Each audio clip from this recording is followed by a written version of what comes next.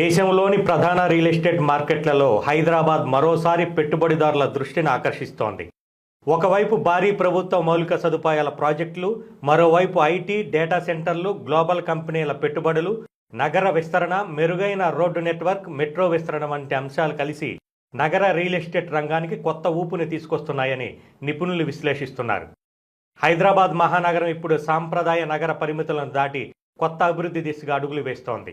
HMDA పరిధిని regional ring road వరకు విస్తరించేందుకు ప్రభుత్వం చర్యలు చేపట్టింది.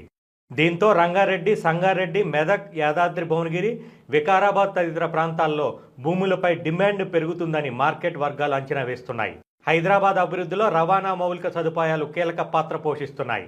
మెట్రో రైల్ రెండో దశ విస్తరణకు కేంద్ర, రాష్ట్ర ప్రభుత్వాలు ముందుకు వస్తున్నాయి. రీజనల్ రింగ్ రోడ్డు ప్రాజెక్టు వేగం పుంజుకుంటోంది. రోడ్ల విస్తరణ, ఫ్లైఓవర్లు, మల్టీలెవెల్ జంక్షన్లు నగర ప్రయాణాన్ని సులభతరం చేస్తున్నాయి.